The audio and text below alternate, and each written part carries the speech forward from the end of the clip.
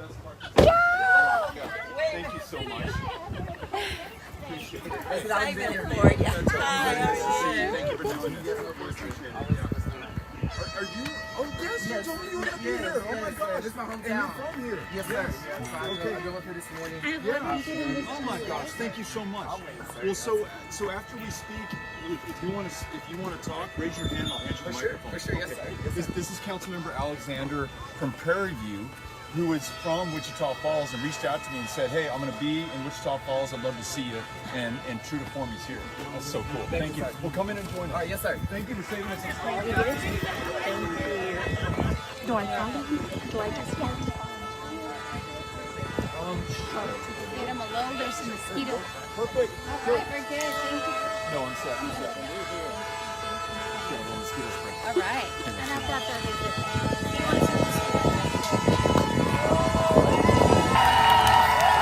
Cynthia, I'm going to be working with you in the morning.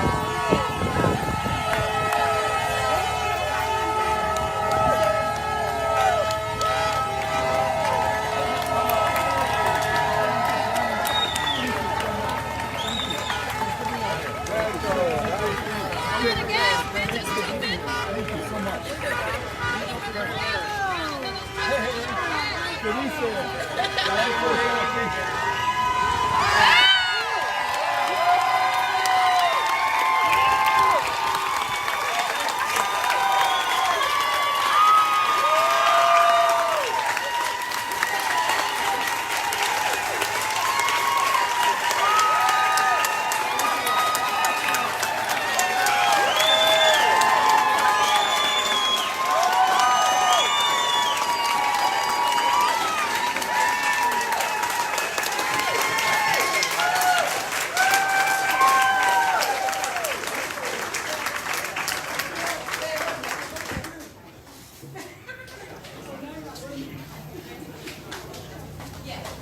Hi, everyone.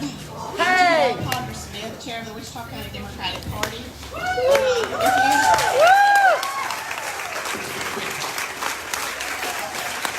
If you outside of Wichita County, welcome. We're glad to have everybody because this is such an important issue. Before we get to Beto, I want to introduce you to someone who 30 minutes ago when he was walking across the lawn, I thought was Beto from his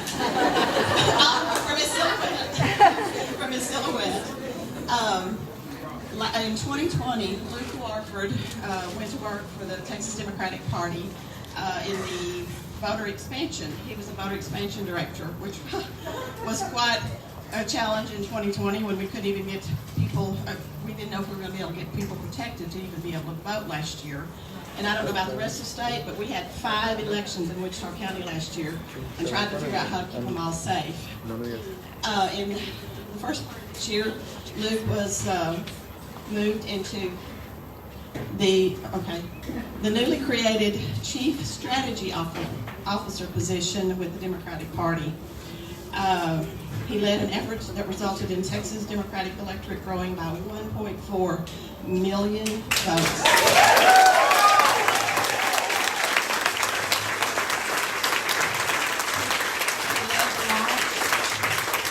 He led the launch of RegisterTexas.com, an online platform that allowed Texans access to the state to request their voter registration applications. And then also online volunteer deputy registrar training online. Before coming to Texas, he worked for a major tech company that, God loving, he was combating misinformation, bullying, and harassment online. What a job. Anyway, I want to turn it over to Luke.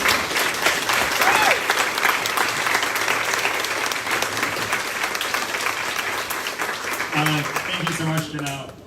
And thank you to the Wichita County Democratic Party. Who's excited to see Beto?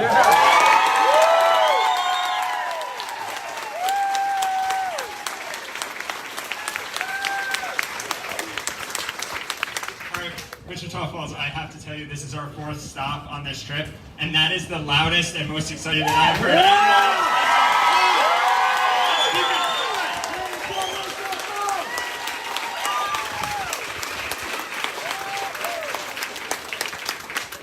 All right, so as a show of hands, who paid attention, who followed the Texas legislative session that just ended? A lot of folks, right? And it was a pretty rough one, right? Republicans spent that session attacking our voting rights, attacking our civil rights, ignoring fixing real problems facing Texans, like the grid. Right? You know, I was talking to Janelle earlier about this storm up here. I know it was pretty rough for you guys. It was certainly pretty rough for us down in Austin. And I think about the legislative session and what happened, and I think the most important takeaway, you know, we stopped some things that the Republicans were doing, but ultimately, we have to win more elections. We have to get more Democrats elected across the state.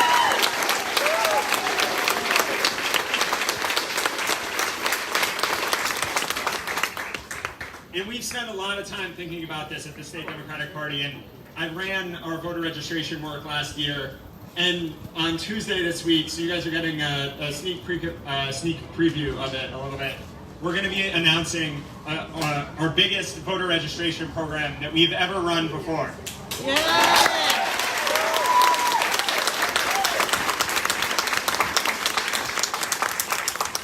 And through that program, we're going to register voters, not just in Dallas, not just in Houston, but here in Wichita Falls as well.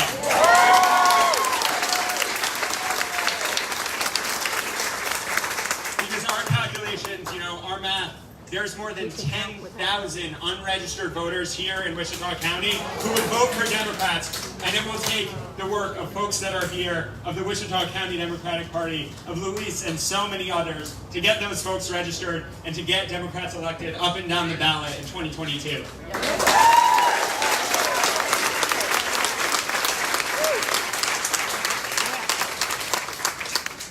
Thank you all again for being here, and I will pass it back to Janelle.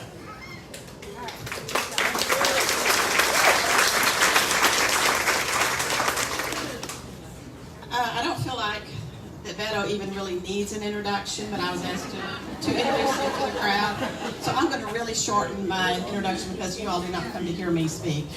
But I think we all need to acknowledge that 4 years ago, when the realization started sinking into our hearts and minds that we had someone who was intellectually, morally, and ethically bankrupt who was occupying the White House, we were all pretty down. And then came this sparkle from West Texas. We didn't know his name. We didn't know if it was Beto, but we just really liked him. He had such a wonderful message of compassion, of equal rights. There are so many issues, it would take me too long to list them all, that he is so positive about.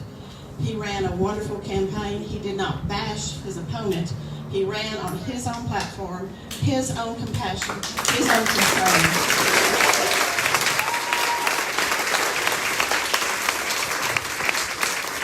So it's only fitting that 4 years later, one of his main concerns is making sure that people can vote, because it's a serious issue in Texas right now. So with no further ado, I do want to remind people, if you did not sign up, it's not voter registration. I mean, you can if you want to, but we just want to make sure that we have everybody signed in that attended so they have a good crowd. I want to turn the mic over to Beto.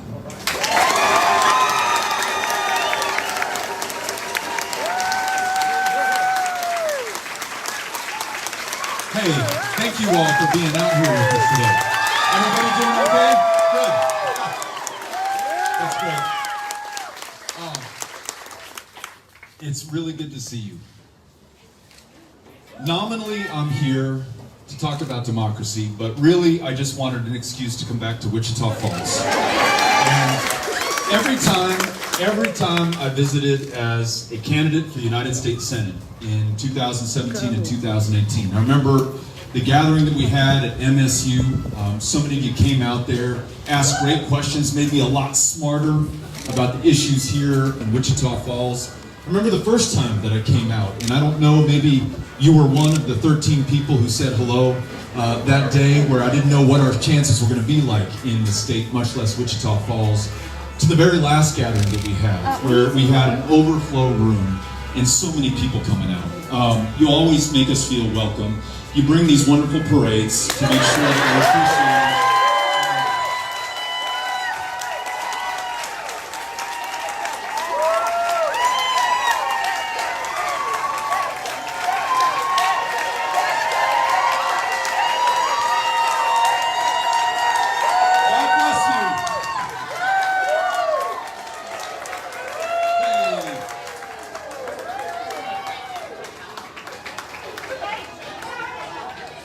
They went through all the trouble of renting the limousine and getting the flags, and they deserve that cheer from us. So let's see how much we can get in the next 7 minutes before they make this next loop. So today is Sunday, and we appropriately started it at this beautiful church, the Treadaway Church of Christ in Abilene, Texas. And Dr. Taylor is the pastor there, and gave a phenomenal sermon on what this moment calls for from all of us. He was talking about God asking us not to take it easy, not to play it safe, but to go to the tough places, to make the hard choices, to be willing to struggle and serve and sacrifice if that's what is called from us. But also to be grateful. And I gotta tell you, I'm grateful to be in this country. I'm grateful to be alive. I'm grateful that it's such a beautiful day outside that we can spend it together after being isolated for most of the last year. And we get to see one another again, and it's wonderful. It's absolutely wonderful. I'm grateful for Janelle, who helped to organize this, to Brenda Juergens on our team, and the Powered by People ambassadors, and all these folks who make such great things happen, including registering voters in this state. Luke and the Texas Democratic Party, who are working their hearts out right now. This amazing young man that I spent part of the day with, his name is Luis Serna Martinez. You may hear from him in a second. You may know this, he's running for city council here in Wichita Falls. He also, in his spare time, runs the MSU Democrats. He knocks on doors to register voters. Just a world-class champion American who's doing his best to step up for this country. I am super grateful for him. But I'm especially grateful for those who made this moment where we are and the fact that we can be together in what is, they say, the world's greatest democracy right now. You all, as we did, thought about all those veterans, all those service members who laid down their lives for this country when we celebrated Memorial Day last Monday. I took my kids to the Fort Bliss National Cemetery. We listened to the program. We visited the different graves, trying to find some of those people that we knew to place a penny down on their graves as a token of our appreciation and the fact that we were thinking about them. And I thought about their struggle and their fight. And you could read on the gravestones, you knew that this young man died at the age of 18 or 20. Or this young woman died in one of our most recent wars in her early 20s. And they literally wrote a blank check to the rest of us. They were willing to put their lives on the line. And so many of them gave their last full measure of devotion to all of us to make this possible. This country, this experiment, this democracy that is absolutely the exception and not the rule in the history of mankind. I mean, democracy flourished for a couple of decades in ancient Greece 2,500 years ago, and then it vanished from the face of the earth for millennia before it reappeared here on this continent in a deeply imperfect manner. When it started in 1776, you could vote if you were a white man who owned property. Ultimately, the property qualification was removed. Ultimately, they allowed those who had recently immigrated to the country to participate. Ultimately, they allowed African Americans and other communities of color to vote. Ultimately, through the 19th Amendment, women could vote as well. And slowly but surely, we got a little closer to that more perfect union that every single president in their State of the Union ends up talking about. But we are not there yet. I don't think anyone would say that we are, even these fine folks in their mental illness. But we're working on it. We've never stopped. You all may or may not know this story, and it's why I'm wearing this cap today. February 1, 1960, 4 students from North Carolina A&T walked into a Woolworths and had the audacity, because they were African American, to sit down at the counter and try to be served just like the white customers were being served at that Woolworths counter in North Carolina. And they were refused service initially, but they showed up day in and day out. And they got spat upon, they got harassed, they got slapped on the back of the head, they got escorted out, but they drew attention. They shocked the conscience of this country. They inspired others to sit in at other lunch counters in the former Confederacy to make sure that they were treated like the men and women and U.S. citizens that they were.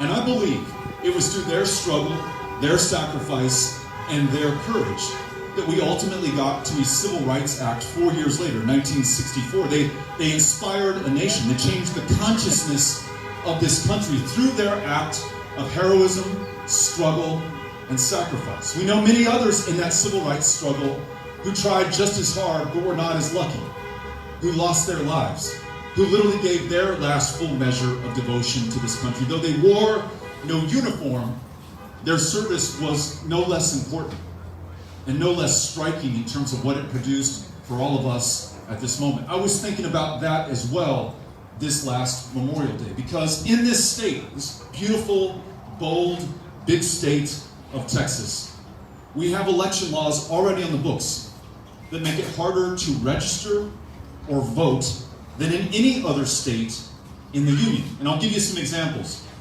In the year of our Lord, 2021, though I can tell you what I watched on Netflix 7 years ago, I cannot register to vote online. I have to go down to the elections department. I have to use something that is called the mail with a stamp. I might run into a volunteer deputy registrar or a VDR who is sworn and certified to be able to register me to vote, if I'm lucky. In this state of Texas, 750 polling places were closed just in the last 8 years. That's more than twice the number in the closest state. And this is one of the fastest growing states in the country. And you can probably guess, but the majority of those 750 polling place closures were in the fastest growing Black and Latino neighborhoods in the state of Texas. So when they say voter turnout is through the roof, look at this line at Texas Southern University, a historically Black college in Houston, Texas. They're waiting 6 hours in line to be able to vote. They're real champions for democracy. They're standing up for this, and they'll do anything to vote. And I'm just as grateful for their willingness to do that as anyone else. But it should be embarrassing to us that any human being is waiting 6 hours because we've closed all the polling places in their precinct, forcing everybody into just one polling place. In some states like Georgia, where they have 6, 7, 8 hour waits to vote, they will now deny you the right to give somebody a cold bottle of water to alleviate their pain and suffering and thirst while they are trying to vote. Prove to me that that's not going to dissuade some or many or thousands or more from even trying to do this in the first place. In the state of Texas, you can use your license to carry a firearm for as long as you still need one of those. To prove who you are at the ballot box for voter ID, you cannot use your student ID at MSU or the University of Texas at El Paso or Paul Quinn College to prove who you are at the ballot box. And in Texas, a 3-judge federal panel. So read, this is not me, this is not a Democrat, these are sworn judges, declared our congressional districts to be a racial gerrymander. What does that mean? It means that if you are Black in Texas, there's a good chance that they drew you out of the congressional district you were in into one where you would not have the chance to make a difference with your vote, minimizing your power and the likelihood that you would vote at all. That, my friends, explains why in 2020, the most important election in the history of this country, since at least 1860, 7 million of our fellow Texans who were eligible to vote didn't cast a ballot. 7 million. When they tell you this is a red state, you respond, this is a non-voting state. We've got a lot of people who would like to participate, who would like to cast their ballot, who would like to have a say, and there are Republicans, there are Democrats, there are independents, there are folks who could care less about political party, but they want to make sure that their kid is going to a great school. They want to make sure that that teacher in front of their child is paid a living wage. They want to make sure that no one in this state dies of diabetes because they can't afford their insulin because we haven't expanded Medicaid. They want to make sure that they're paid a living wage instead of $7.25 an hour, which is the minimum wage in this state. They don't want to see us go through more droughts and record storms because of the climate change we have produced through our excesses, our emissions, and our inaction in the face of the science and the facts. That's what people want, and that's not a Democratic or Republican Party platform. That's just what is good for Texas. So let's bring them into our democracy. That's what I would want to do, but this is what our state legislature did this session.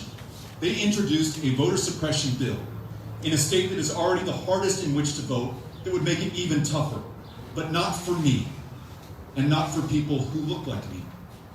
They would do the following. They would allow partisan poll watchers free rein in the polling place to intimidate voters without an election judge or official able to intervene or to kick them out if they're causing trouble.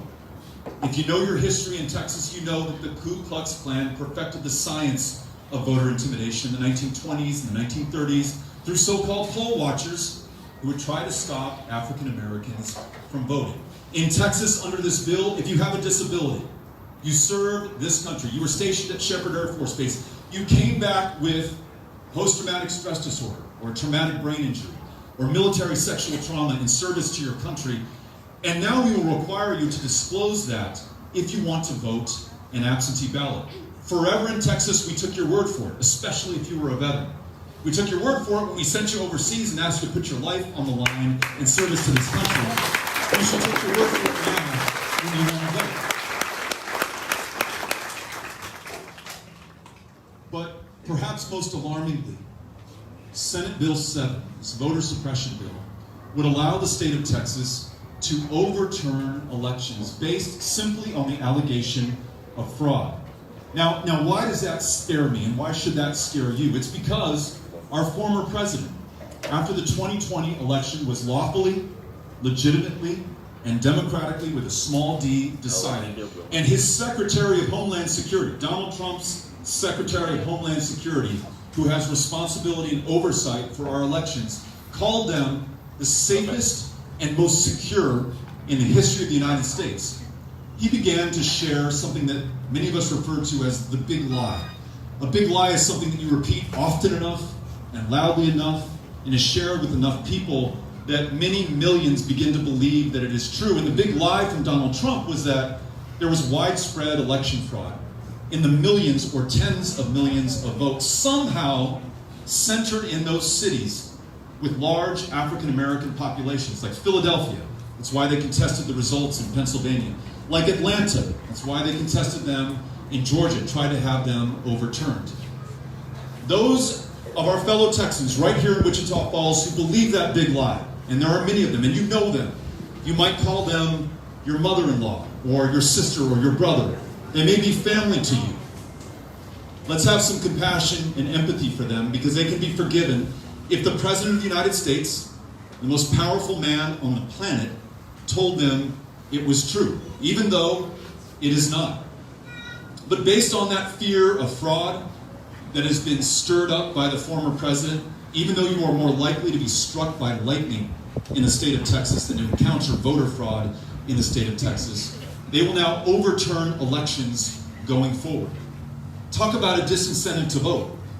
Imagine the winner, be she a Republican or a Democrat, having her election overturned simply based on an allegation. When you connect what's happening in Texas to what has already passed and been signed into law in Georgia, in Florida, in Iowa, in Montana, and what is pending and about to be passed in more than 40 other state legislatures, this, ladies and gentlemen, is the single greatest attack on our democracy in the course of our lives. And when you connect it to what happened on the 6th of January, when the citadel of our democracy, the United States Capitol, was successfully stormed for the first time since the War of 1812. It's the last time that invaders were able to get in. And 5 people were killed, including a police officer who was there to defend the Capitol. And we cannot even find 10 Republican votes to investigate it and just make sure that we have the facts on the table so that it never happens again, and so that we can bring those who are responsible to justice and ensure that there is some accountability, then you understand that we have a crisis right now. And I'll tell you what, I'm not a very religious man, but I believe that these cars are honking right now to show us that this isn't going to be easy, that we have a lot of obstacles to overcome if we're going to get this right.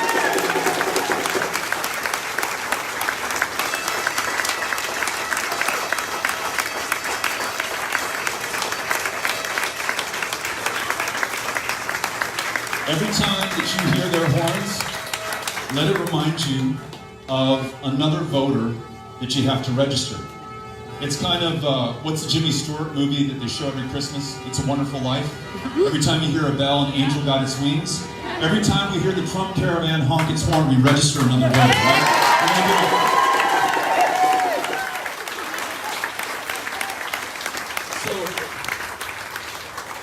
Hopefully I've made the case about the challenge before us. The question that is begged is what are we all going to do about it?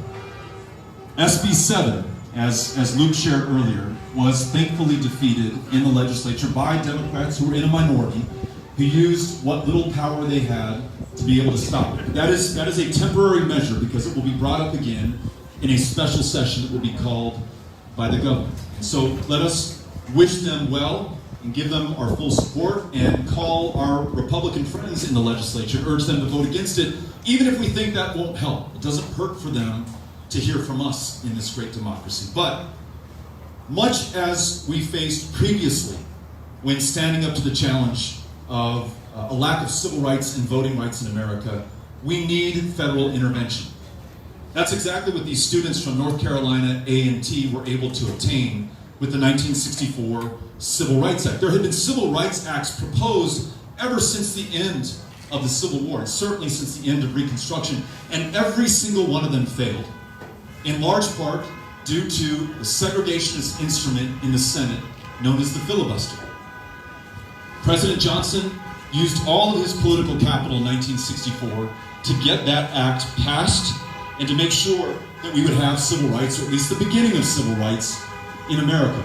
But it was in that year that Dr. Martin Luther King and Andrew Young went to go see the president to ask him to do something more. They said, Mr. President, in Texas, in Georgia, in Mississippi, in Florida, in the states of the former Confederacy, it is impossible for a black man or a black woman to be able to vote. There are some counties in Mississippi where African Americans comprise 90% of the population, and there's not a single African American on the voter rolls. It's the poll tax, it's the literacy test, it's the how many jelly beans are in this jar before I allow you to register to vote. It is the threat of political violence and intimidation that is keeping our voters from having their say in our own democracy. And President Johnson said, I know you're right, I'd love to help you, but I don't have the power to do it. This Congress that I have before me, they'll never go for it.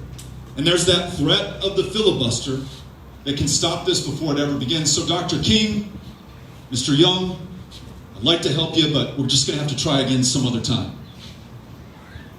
And it was Stacey Abrams, actually, who told me this story last week. And she says that as they left the White House, a dejected Andrew Young turned to Dr. King and said, well, I guess we lost. I don't know if there's anything more that we can do.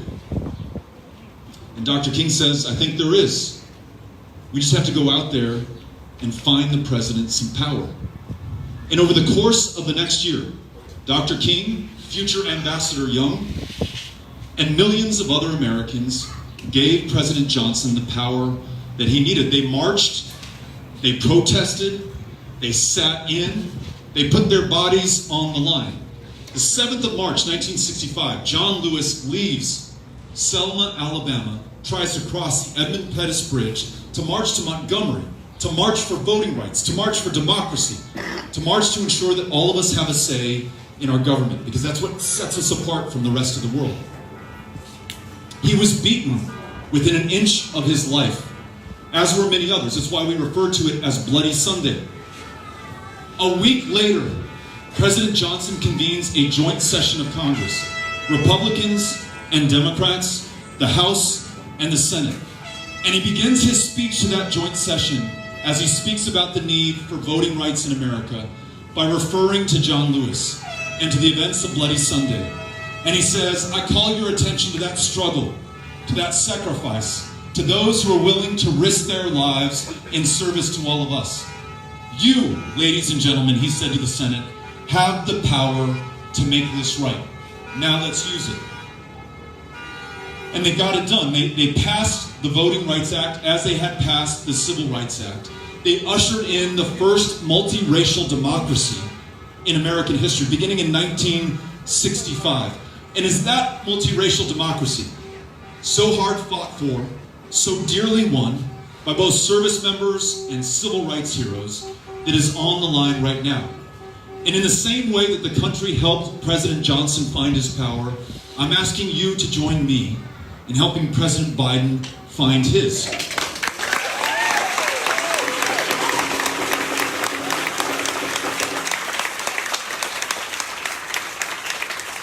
If we were granted an audience, as Dr. King and Ambassador Young were with the president, if we were to ask him, I bet you he'd say something very similar. He'd say, I've got this Joe Manchin problem. This guy believes in the filibuster more than he believes in democracy, and Beto, I'm out of luck. I'm out of power. I don't know what to do. My belief is that if the president hears from all of us, and if the calls start coming into the White House switchboard from, of all places, Wichita Falls, Texas, where maybe they last expect to hear from folks who are interested in voting rights and democracy, after they'd heard from them in Abilene, and Midland, and Lubbock, and El Paso, and all the other cities that we will be traveling to, I think that they may take notice. And they may understand that this is a make or break opportunity for us as a country, and certainly for our form of government. Because if we lose what Abraham Lincoln called the last best hope of earth, we may never get it back. If this form of government is so exceptional, maybe we lose it to human history once again. That is the challenge, and that is the charge. And this is what I think we can do together. If you have not already signed in or signed up with us, there's some clipboards that are circulating, please do. I want to get in touch with you, and I want to share the direct number to the White House so that they can hear from you.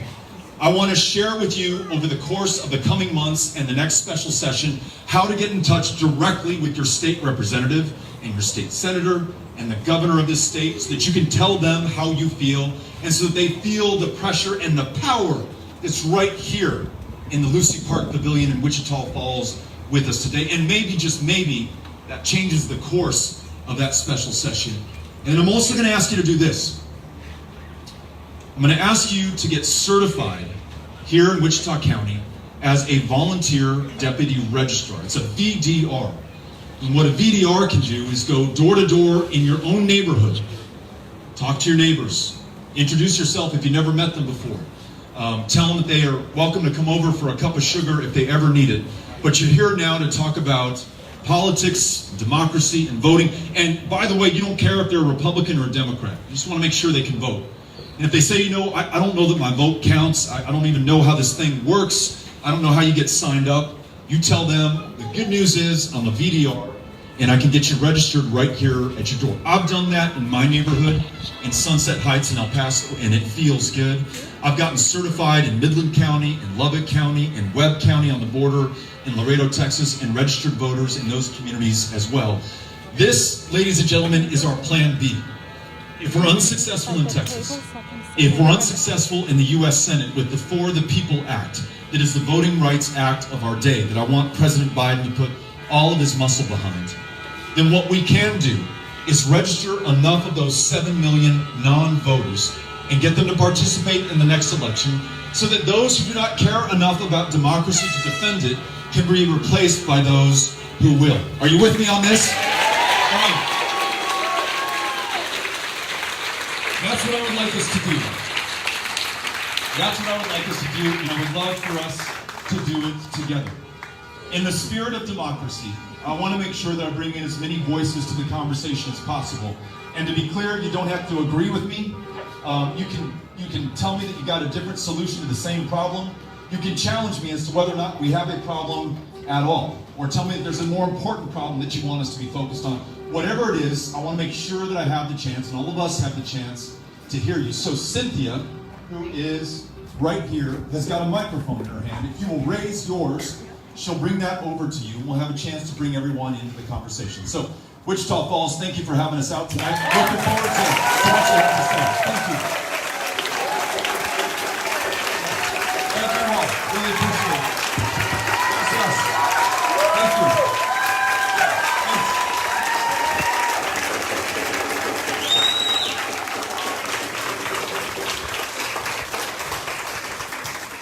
So, first of all, I really want to thank Beto and his team for being here. And of course, everyone here for taking time out of your day to attend. As everyone knows, for years and years, since the foundation of our country, Americans have fought and died for our right to vote. And it's an injustice that to this day, this fight is still ongoing. It's a shame that not everyone who's eligible to vote can go out and vote. It's a shame that not everyone can go to the polls and just cast one ballot every few years. And I hope that things like this bill serve as a motivation to drive every single one of you to go out and get your friends, your family, your neighbors registered to vote. Because without our right to vote, democracy doesn't exist, and this will never be a fair and equal country. Thank you so much. Thank you, Luis. Appreciate it. Well, Luis was just reminding me, he was joining us as we were knocking on doors and telling neighbors about the event tonight, and also trying to get people registered to vote.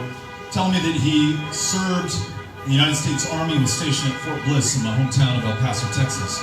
And Luis, you may not know this, the most highly decorated veteran from the state of Texas to serve in all of World War I, a long time ago, was also named Serna, Marcelino Serna. It happened to be an undocumented immigrant in El Paso, Texas. Most highly decorated veteran from the state of Texas. And while Trump was trying to build walls between the United States and Mexico, my hometown of El Paso actually built a bridge from the United States and Mexico, named it after Marcelino Serna. So, some poetic justice there.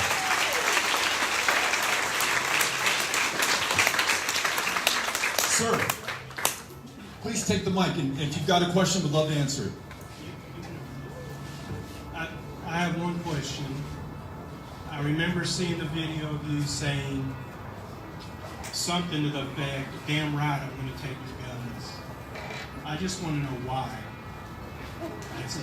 That's great. I'm so glad that you're here and that you asked the question. So you're referring to something I said on the debate stage in September 2019. In my hometown of El Paso, 23 people were murdered by a gunman who is armed with a weapon of war, an AK-47, that he was able to purchase legally, by the way. It's legal to purchase that, to own it, to fire it, to use it in the state of Texas. He drove from Allen, Texas, where he purchased this firearm, to El Paso, intent upon, as he said, killing Hispanics. He thought there was an Hispanic invasion of the United States, and that Hispanics were, because inevitably, that's what they are.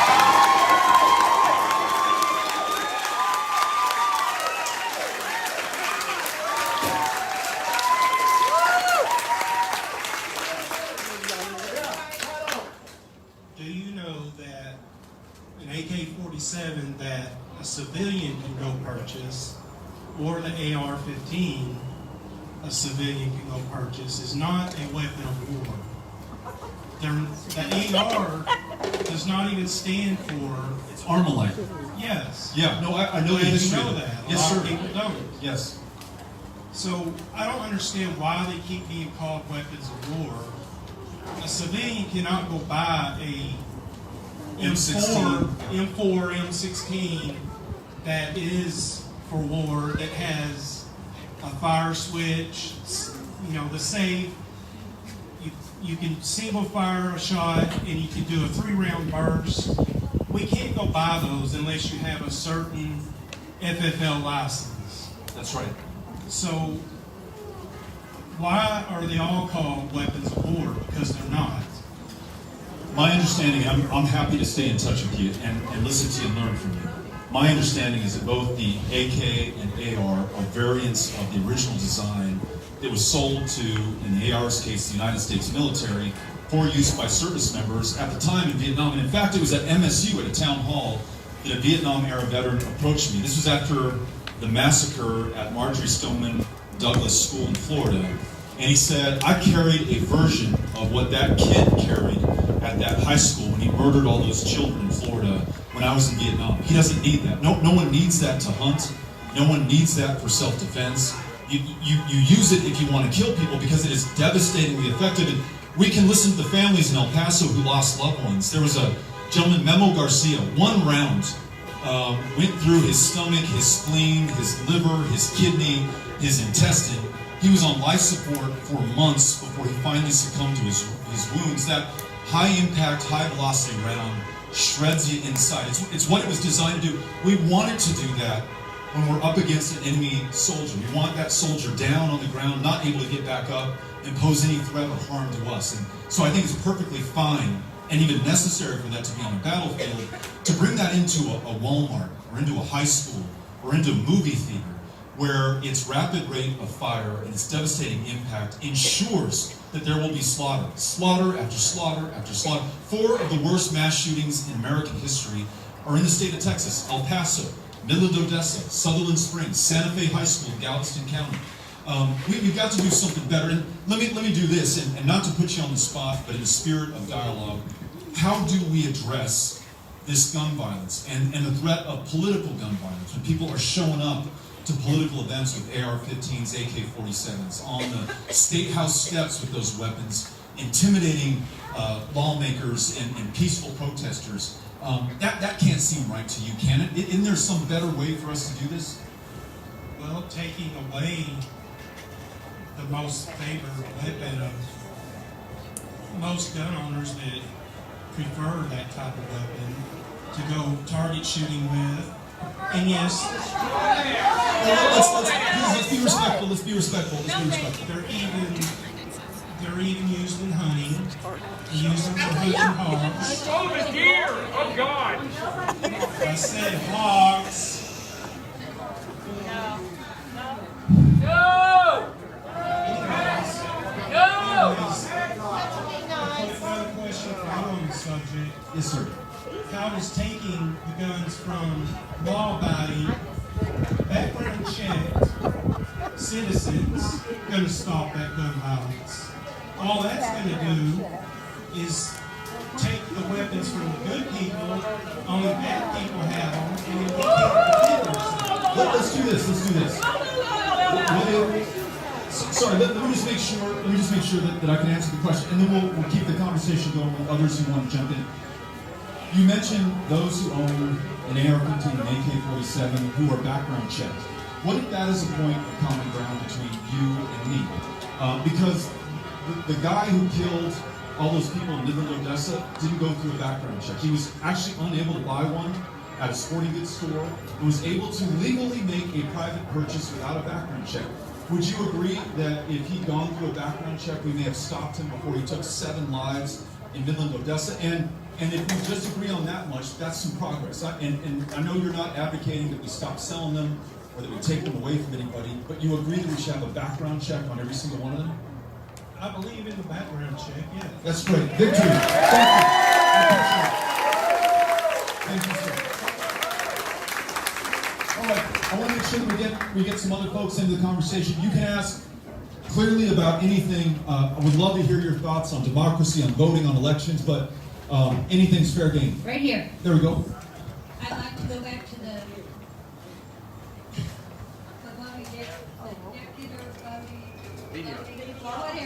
Right, the volunteer deputy registrars.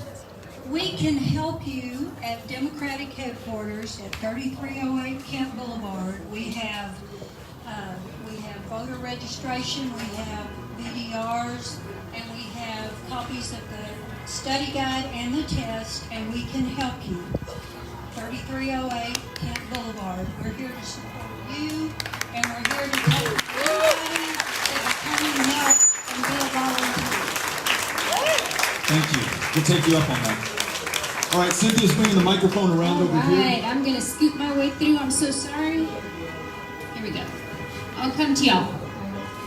Alright. My question just, and I'm going to try to relate to voting, but the recent election of the coalition government in Israel and the ousting of Netanyahu, what is your opinion on that? You know, I'll be honest with you, I haven't followed the Israeli elections as closely perhaps as you have.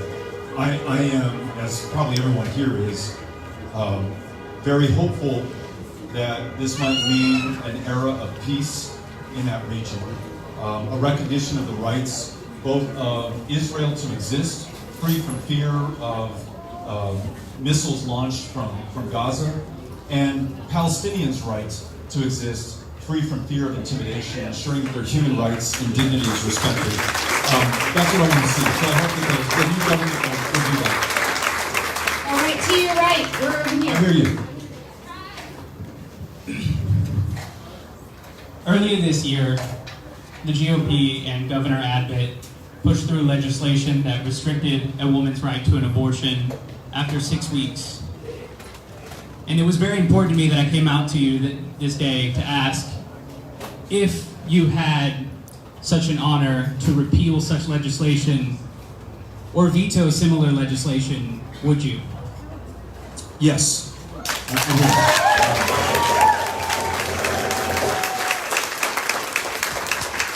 Thank you for asking the question. I appreciate that.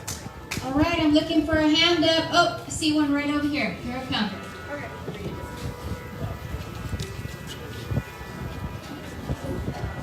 Are you going to run for governor?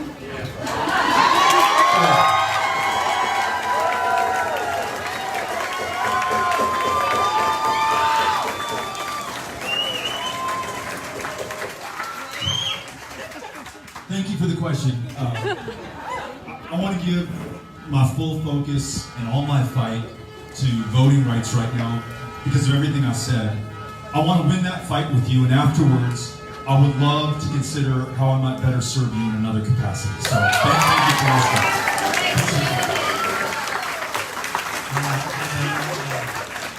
I've seen you speak several times, and I'm honored to be here.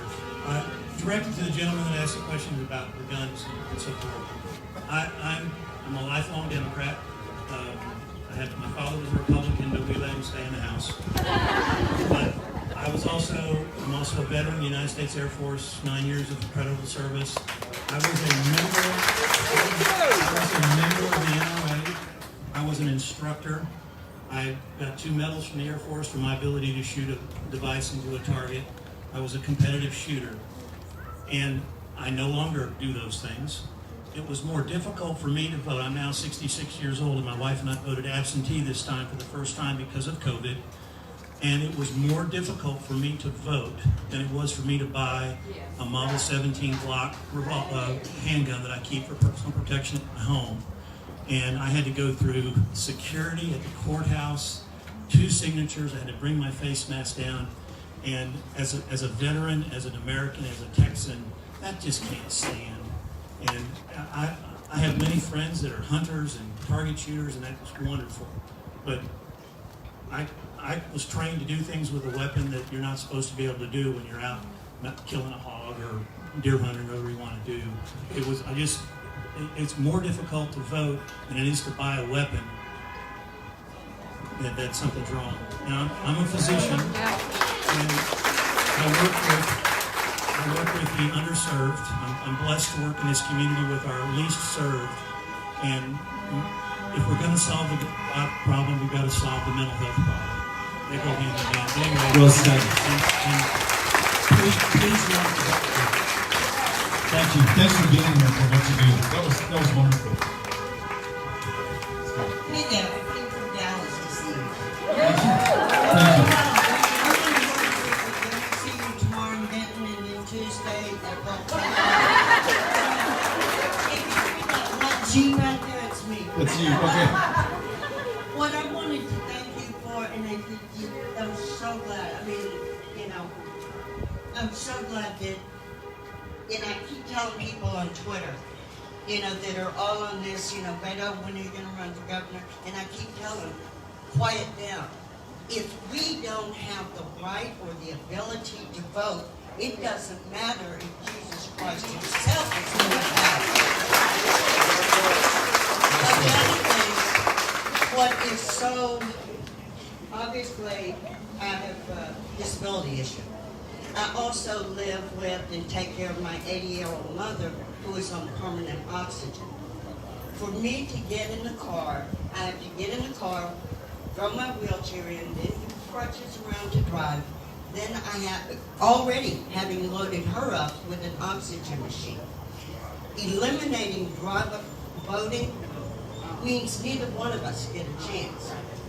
And I'm a former election judge in Dallas County, year before last. So I thank you for just going around Texas and stressing that the right to vote, the ability to vote, and having every vote count is more important, because if we don't secure that, it doesn't matter who the candidate is. You could have a slate of the most perfect candidates, but if my vote doesn't count, or I can't get to the ballot box, or my mother, who is a fourth generation Dallas born and bred, can't exercise her right to vote, you know, it has to start with the vote. It has to, we have to protect the vote. I blow up John Cornyn's phone, Ted Cruz's phone on a regular basis.